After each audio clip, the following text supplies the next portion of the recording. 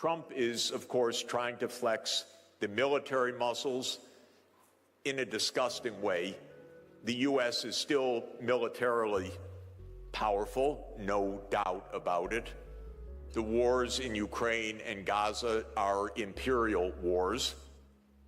The war in Ukraine came because the United States said after the collapse of the Soviet Union, we'll move all our military bases up to the Russian border.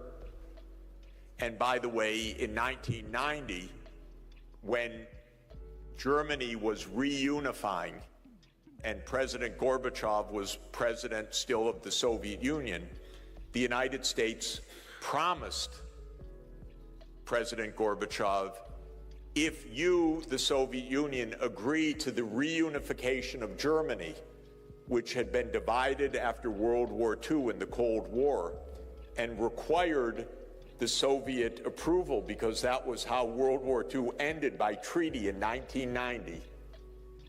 The only real treaty that ended World War II was in 1990.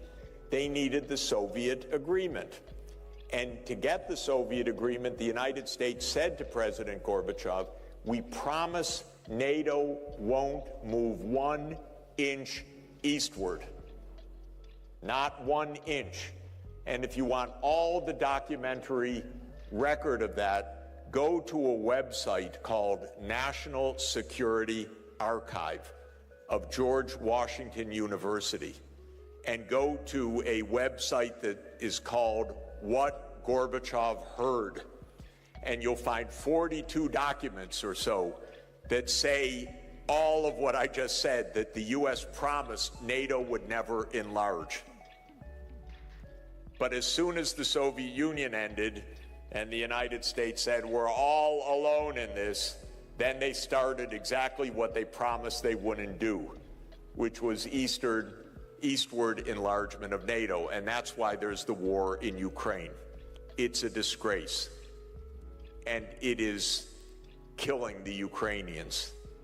And it is part of the famous adage of Henry Kissinger, which you may recall, that to be an enemy of the United States is dangerous, but to be a friend is fatal. Ukraine said, we'll be a friend, and now they're dying because of that. Because they said, okay, NATO enlarged. The United States said, we have your back. And probably 2 million Ukrainians have been killed or gravely wounded in this completely unnecessary and reckless war. And the United States is doing the same with Israel in Gaza. And let me thank you, South Africa, for standing up for justice.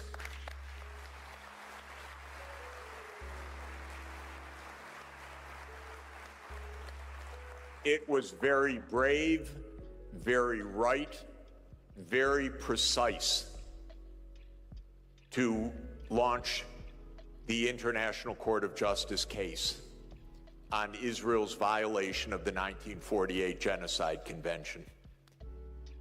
The ICJ takes too long to rule, but the evidence that South Africa brought on behalf of the whole world is absolutely right and compelling.